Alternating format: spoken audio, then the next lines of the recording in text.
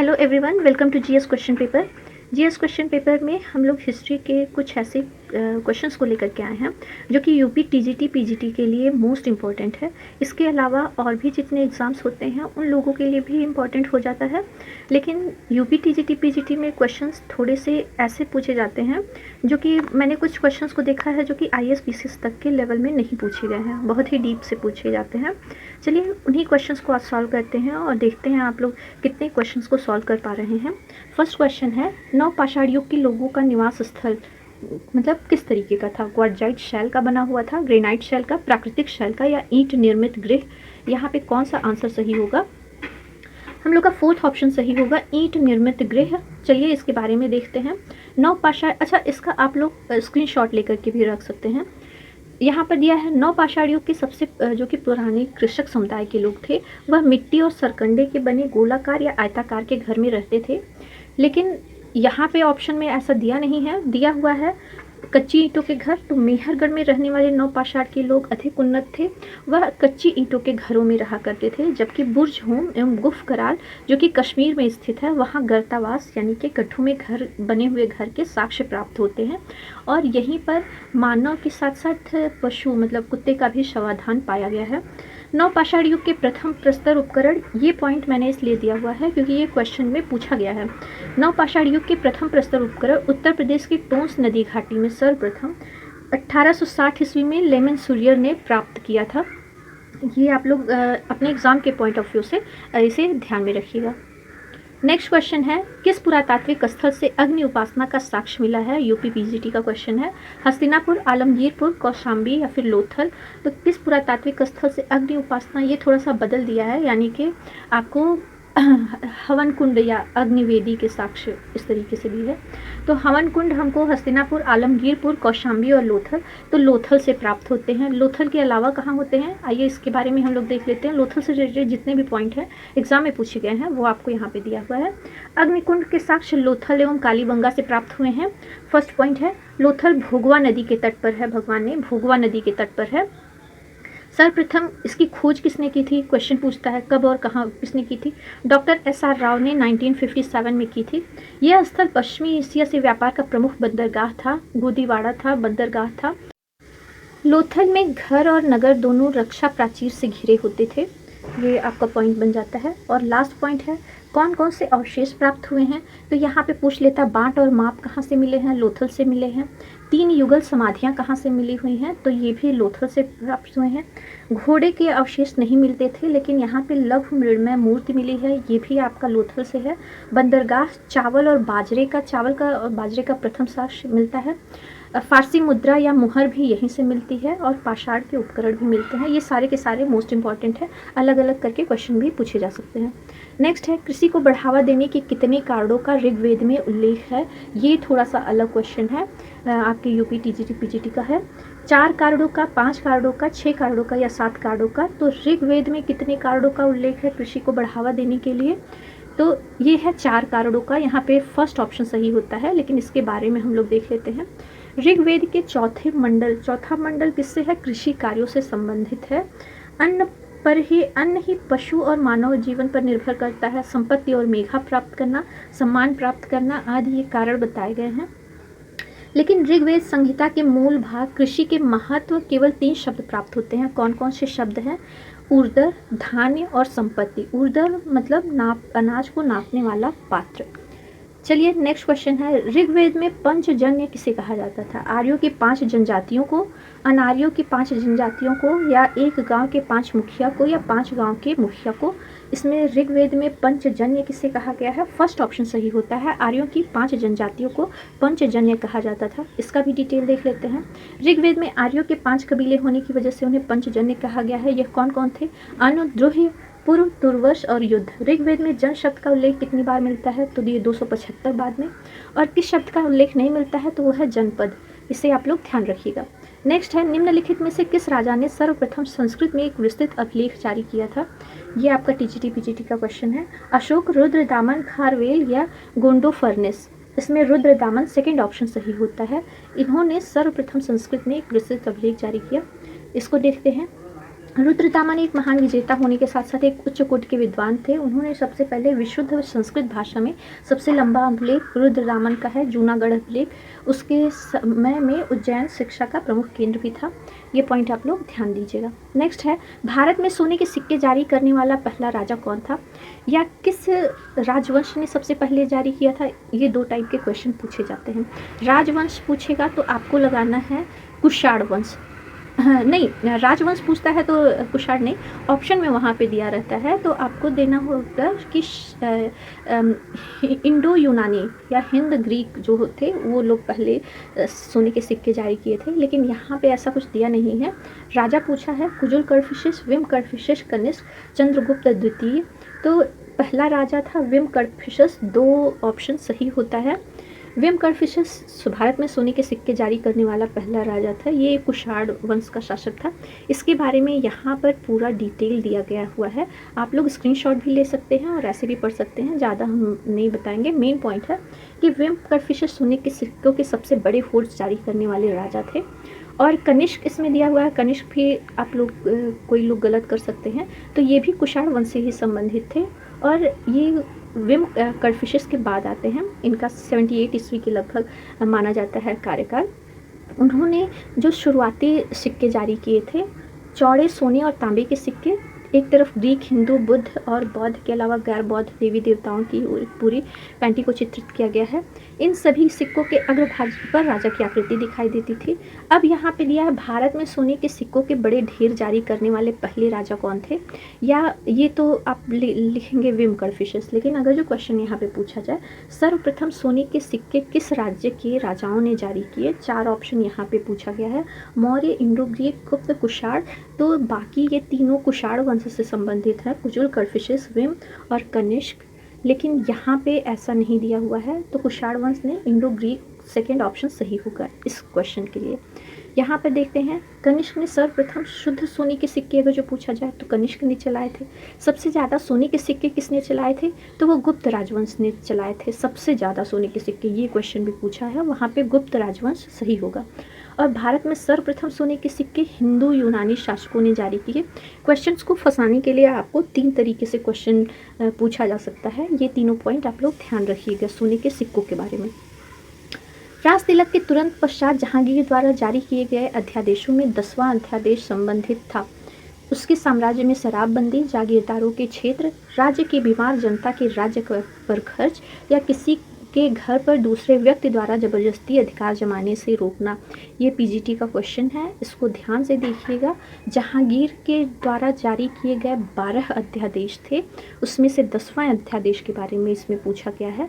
यहाँ नीचे 12 अध्यादेश पूरे लाइन से दिए गए हैं, आप लोग इसे ध्यान से देख सकते हैं या इसका स्क्रीनशॉट ले सकते हैं। ले करके आप लोग इसे स्क्रीनशॉट पे रख भी सकते हैं। इसको हम 2 बार में आपको करके दिखाते हैं।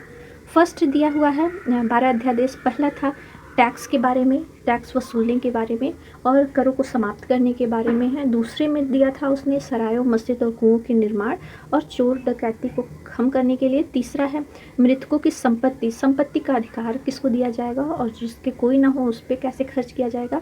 चौथा अध्यादेश उसका नशीले पदार्थों से यानी कि शराब बिक्री से संबंधित था, उसने प्रतिबंध लगाया जबकि वह खुद शराब पीता था। 5वें में है कि इसमें अपराधियों को जो दंड दिया जाता था, दंड विधान पे है। 6वां किसानों की भूमि पर जमींदार जबरदस्ती कब्जा नहीं करेंगे, इसके बारे में था। 7वें अस्पताल में उसने सरकारी अस्पतालों के निर्माण और आदेश के बारे में लिखा है। 8वें में सप्ताह में 2 दिन मतलब गुरुवार के दिन राज्याभिषेक दिवस और रविवार के दिन उसमें कुछ अवसरों पर पशु वध पर प्रतिबंध लगाया था। 9वें में है रविवार को सम्मान के साथ आयोजित किया क्योंकि सूर्य का दिन था। 10वें में उसने है मनसबदारों के पदों का, तो ये 10वां जो पूछा है 10वां कौन सा था, मनसबदारों जागीरदारों से संबंधित था, उन्हें योग्यता के आधार पर पदोन्नत किया। ये क्वेश्चन आपका सही है। और धार्मिक ये मददगारों को दिया जाने वाला जागीर जिसे आइमा कहते थे, इसके बारे में बताया गया है। और 12वें में सभी दोषी जेलियों को जो लंबे समय से जेल में रह रहे थे दोषियों को, उनको रिहा कर दिया गया। ये 12वां अध्यादेश था। तो इस हिसाब से यहाँ जागीरदारों का क्षेत्र सेकेंड ऑप्शन सही होता है। आप लोग इसे ध्यान से देख लीजिएगा, क्वेश्चन कैसे भी करके आ सकता है। पिट्स इंडिया एक्ट कब पारित हुआ था, ये क्वेश्चन दिया है 1781 में, 1784 में, 1786 में या 1788 ईस्वी में। तो पिट्स इंडिया एक्ट 1784 ईस्वी में पारित हुआ था। यहाँ सेकेंड ऑप्शन हम लोगों का सही होता है। इसके बारे में डिटेल यहाँ पे दिया हुआ है कि 1783 ईस्वी में रेगुलेटिंग एक्ट जो आया था उसके दोषों को दूर करने के लिए पिट्स इंडिया एक्ट पारित किया गया था और इसी के द्वारा भारत में दोहरी सरकार की व्यवस्था मतलब द्वैत शासन व्यवस्था शुरू होती है, जिसमें क्राउन, ब्रिटिश क्राउन और जो ईस्ट इंडिया कंपनी, उन दोनों की सरकार रहती है। निम्नलिखित में से कौन सा स्थान पुर्तगालियों का व्यापारिक ठिकाना नहीं था? कालीकट, माहे, भड़ौच, कोचीन। तो इसमें थर्ड ऑप्शन भड़ौच पुर्तगालियों का व्यापारिक ठिकाना नहीं था, जबकि ये तीनों ऑप्शन सही हैं। नेक्स्ट है, किस जाट नेता ने बादशाह अकबर के मकबरे सिकंदरा जो सिकंदराबाद में स्थित है, हानि पहुंचाई तथा अकबर की कब्र को खोदकर उसकी हड्डियों को जला दिया? ये स्पेशली टीजीटी पीजीटी के लिए क्वेश्चन है, बाकी किसी भी एग्जाम में इस टाइप के क्वेश्चंस नहीं पूछे जाते हैं। यहाँ ऑप्शन दिया है गोकुला, राजा राम, चूड़ामणि या बदन सिंह। तो इसमें सेकंड ऑप्शन सही हो जाता है, राजा राम। अब इसके बारे में आपको डिटेल हम बताते हैं। ये जो गोकुला हैं ये भी एक जाट नेता थे जिनकी हत्या औरंगजेब के द्वारा करवा दी जाती है, जाट नेता की, और इन्हीं के भाई रहते हैं राजा राम। इन्होंने 15 साल बाद अपने भाई की हत्या का बदला लेने के लिए औरंगजेब को कई तरीके से परेशान करते हैं, लेकिन डायरेक्ट औरंगजेब को नुकसान न पहुंचा पाने के कारण अपना गुस्सा जो रहता है वो अकबर के मकबरे को पहुंचा करके और वहाँ के कब्र को खोद करके उनकी हड्डियों को जला दिया जाता है। ये काम करते हैं राजा राम। यहाँ सेकेंड ऑप्शन सही होता है। इनका स्टोरी आप इंटरनेट पे अवेलेबल है, पढ़ सकते हैं। क्वेश्चन आपको और आंसर डिटेल में याद हो जाएगा। नेक्स्ट क्वेश्चन है, अकबर ने किस धर्म के आचार्य को जगत गुरु या युग प्रधान की उपाधि दी थी? 4 ऑप्शन दिए गए हैं। जैन धर्म के आचार्य हरविजय सूर्य एवं जिनचंद्र सूर्य को, पारसी धर्म के पुरोहित दस्तूर मेहरजी राणा को, हिंदू धर्म के गुरु या फिर गुरु देवी और पुरुषोत्तम, ये 2 लोग थे, देवी थे और पुरुषोत्तम, या ईसाई धर्म के एका बीवा और मोनसेरात। ये चारों के चारों लोग इनके दरबार में रहते थे, जो उसने चलाया था दीन इलाही धर्म। तो वहाँ पे ये सारे धर्मों के जो आचार्य रहते थे उनको बुलाता था और धर्म के विषय में बात करता था या वार्तालाप करता था या चर्चा करता था। ये चारों के मतलब चारों पॉइंट के धर्म गुरु अकबर के शासनकाल में रहे हैं। लेकिन यहाँ पे जैन धर्म फर्स्ट ऑप्शन सही होता है। हरविजय सूर्य एवं जिनचंद्र सूर्य को जगत गुरु और युग प्रधान की उपाधि दी है। क्वेश्चन ऐसे भी पूछा गया है आपका रिव्यू ऑफिसर में कि जैन धर्म के आचार्य हरविजय सूर्य और जिनचंद्र सूर्य को कौन सी उपाधि प्रदान की गई? तो ये ऑप्शन में दिया था जगत गुरु, युग प्रधान या फिर अलग अलग। तो इसमें जगत गुरु और युग प्रधान सही है। क्वेश्चंस को दोनों तरीके से आप लोग देख लीजिएगा। या ऐसे भी पूछा गया एका बीवा और मुंसिरात किसके में थे, जहांगीर के शासनकाल में या फिर औरंगजेब, बाबर, अकबर कहीं करके। तो आप लोग बताइएगा। एका बीवा और मुंसिरात अकबर के शासनकाल में उनके दरबार में थे। जिस प्रकार स्पेन के फोड़े ने नेपोलियन को बर्बाद किया, उसी प्रकार दक्कन के फोड़े ने औरंगजेब को। यह उक्ति किस इतिहासकार की है? तो यह उक्ति जगन्नाथ सरकार ने बोला था। कर्नल टॉड विलियम स्मिथ या इनमें से कोई नहीं, ये तीनों ऑप्शन नहीं है। जगन्नाथ सरकार ने यहाँ पर बोला था कि जिस प्रकार स्पेन के फोड़े ने नेपोलियन को बर्बाद किया, उसी प्रकार दक्कन के फोड़े ने औरंगजेब को। नेक्स्ट क्वेश्चन, किस मुगल बादशाह को उसकी प्रजा ने शाही वेश में एक दरवेश या फकीर कहा करता था? अकबर, शाहजहां, जहांगीर, औरंगजेब। फोर्थ ऑप्शन यहाँ सही होता है। औरंगजेब को मुगल बादशाह की प्रजा शाही वेश में एक दरवेश या फकीर कर। नेक्स्ट है, किसने अकबर को जिल्ले इलाही यानी कि खुदा की परछाई या फर ए हिंद या खुदा से निकलने वाली रोशनी कहा है? फर ए हिंदी या फिर जिल्ले इलाही कहा है अबुल फजल ने अकबर को। यहाँ पे ये तीनों ऑप्शन नहीं रहेंगे, फर्स्ट ऑप्शन यहाँ पे सही होता है। नेक्स्ट क्वेश्चन है, अकबर के समय में मुगल सूबों की संख्या 15 थी, जो औरंगजेब के समय बढ़कर के हो गई 16, 18, 21 या 24। तो यहाँ पे औरंगजेब के समय में 21 सूबे प्राप्त होते हैं। इसी तरीके से मोहम्मद बिन तुगलक के भी सूबों के बारे में पूछा गया है, कितने सूबे थे? क्वेश्चन आया है, मैंने करवाया नहीं है। 23 सूबे थे उसके टाइम पीरियड में, आप लोग देख लीजिएगा। मुगल स्थापत्य कला के संदर्भ में पित्रा ड्यूरा ये इसका क्या अर्थ है? संगमरमर के पत्थर पर जवाहरात से की गई जड़ावट या संगमरमर पर की गई चित्रकारी, उद्यान निर्माण की कला या इनमें से कोई नहीं। फर्स्ट ऑप्शन यहाँ सही होता है। संगमरमर के पत्थर पर जवाहरात से की गई जड़ावट पिट्रा ड्यूरा बोलते थे। ये एक इटालियन शब्द है और पिट्रा ड्यूरा की जो शुरुआत होती है वो इटली से ही होती है। इसके बारे में यहाँ पे मैंने डिटेल में दिया हुआ है, आप लोग स्क्रीनशॉट ले सकते हैं, बाद में पढ़ सकते हैं। मेन चीज़ है पिट्रा ड्यूरा शासनकाल, जहांगीर के शासनकाल में शुरुआत कब हुई थी? जहांगीर के शासनकाल में। विशेषता क्या है इसमें? पर्चिनकारी या पच्चीकारी करके आता है कि विभिन्न फूलों की छवियों को बनाने के लिए जो पत्थर होते थे उनका महीन संगमरमर पे चिपकाया जाता था, उकेरा जाता था। यह एक मोज़ेक का काम था। ये आप लोग थोड़ा सा डिटेल देख लीजिएगा, टाइम कम है। सिंहासन के पीछे भी पिट्टा ड्यूरा की श्रृंखला जड़ी हुई थी और सबसे प्रसिद्ध उदाहरण ताजमहल का निर्माण है जो 1643 ईस्वी में हुआ था। ये पॉइंट आप लोग देख लीजिएगा। नेक्स्ट है हस्तांतरण के लिए आरक्षित भूमि को मुगल काल में क्या कहा जाता था? मदद माश, सयूरकुल, पैबाकी या पैवाकी। तो इसमें थर्ड ऑप्शन सही हो जाता है, पैबाकी या पायवाकी कहा जाता था हस्ताक्षर के लिए आरक्षित भूमि को। इसके बारे में भी डिटेल यहाँ पे दिया है। भूमि से रिलेटेड मुगल काल के कई टाइप के क्वेश्चन पूछे जाते हैं, जिसमें से सरयुगल है, ये थोड़ा सा मिसप्रिंट ऊपर दिया हुआ है, सरयुगल नहीं है, सरयुगल है। भूमि के विभाजन के आधार पर मुगल काल में जो भूमि थी 3 वर्गों में विभाजित थी, खालसा, जागीर और सरयुगल भूमि। जागीर भूमि किसे कहते थे? यह कर्मचारियों को तनख्वाह के बदले दी जाती थी। केंद्र में इसका निरीक्षण हस्तांतरण होता था तब पैबाकी कहा जाता था, हमेशा नहीं, बाकी जागीर भूमि कही जाती थी, लेकिन जब इसका हस्तांतरण होता था केंद्र के निरीक्षण में तब पैबाकी कहा जाता था। और भूमि प्राप्त करने वाले को भूमि से कर वसूलने का अधिकार मिल जाता था और पदमुक्त होने पर इस भूमि का व्यक्ति का अधिकार जागीरदारों के हाथों में चला जाता था। जागीरदारों पर नियंत्रण रखने के लिए निगार नामक विभाग होता था जो जागीरदारों पर कार्यवाही और अन्य विवरण केंद्र को भेजा करता था। ये पॉइंट आप लोग देख लीजिएगा। एक और क्वेश्चन है, भारत में 4 बाग शैली का प्रथम मकबरा है, हुमायूं का, अकबर का, जहांगीर या औरंगजेब का? तो 4 बाग शैली का जो प्रथम मकबरा है हुमायूं का मकबरा है।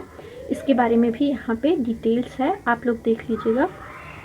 4 बाग शैली मुगलों के द्वारा भारत में ले आया गया था, जिसमें क्या किया जाता था? चतुर्भुजाकार उद्यान केंद्र में रखा जाता था और बहते पानी के 4 छोटे भागों में विभाजित कर दिया जाता था। भारत में हुमायूं का मकबरा और ताजमहल इसी शैली के प्रसिद्ध उदाहरण हैं। ताजमहल की पिक्चर देखे होंगे तो आप लोग देखे होंगे, वहाँ पे सामने 4 चतुर्भुजाकार उद्यान हैं जो कि पानी के बहाव से बांट दिए गए हैं। रामबाग भारत का सबसे प्राचीन मुगल गार्डन था जो मुगल सम्राट बाबर, ये क्वेश्चन में पूछा गया है तो आप लोग ध्यान में दीजिएगा। किस एग्ज़ाम में पूछा गया है याद नहीं है, लेकिन पूछा गया है कि सबसे प्राचीन जो मुगल गार्डन था किसके द्वारा मतलब बनवाया गया था, जो 4 बाग शैली में बनवाया गया था। तो ये बाग बनवाया गया था बाबर के द्वारा। हुमायूं का मकबरा किसने बनवाया था? तो उनकी विधवा बनवाई थी, हमीदा बानो बेगम के आदेशानुसार ये अकबर के शासनकाल में बना था। इस भवन के वास्तुकार कौन थे? तो यहाँ पे दिया हुआ है जियाउद्दीन है, यहाँ पे थोड़ा सा मिसप्रिंट है, आप लोग देख लीजिएगा। हुमायूं के मकबरे को यूनेस्को के द्वारा विश्व धरोहर स्थल घोषित किया गया है। कब किया गया है? 1993 में। इस मकबरे की विशेषता क्या है? विशाल गुंबद और द्विगुंबदीय प्रणाली थी। यह मुगल कालीन एकमात्र मुगल मतलब ऐसा वो है मकबरा जिसमें सर्वाधिक लोग दफनाए गए हैं और इसे ताजमहल का पूर्वगामी पूछ दिया जाए, किस मकबरे को ताजमहल का पूर्वगामी कहा जाता है? तो ये पॉइंट आप लोग ध्यान रखिएगा। जहांगीर के किस चित्रकार को फारस के शाह एवं उसके अमीरों का छवि चित्र बनाने के लिए फारस भेजा गया था या ईरान भेजा गया था? बिशन दास, उस्ताद मंसूर, अब्दुल हसन या इनमें से कोई नहीं। फर्स्ट ऑप्शन यहाँ पे सही होता है, बिशन दास। इसका भी डिटेल यहाँ पे दिया है। जहांगीर के काल को चित्रकला का सर्वकाल कहा जाता है और बिशन दास चित्रकार थे जो फारस के राजा अब्बास शाह की प्रथम पेंटिंग के लिए भेजे और वह वहाँ पर यह इतना सफल हुआ कि 1620 ईस्वी तक रहा और उपहार में हाथी लेकर के लौटा था। आज के लिए बस इतना ही। अगर जो वीडियो आपको अच्छा लगे तो प्लीज़ वीडियो को लाइक, शेयर, सब्सक्राइब किया करिए। नेक्स्ट वीडियो में फिर मिलते हैं। Bye bye.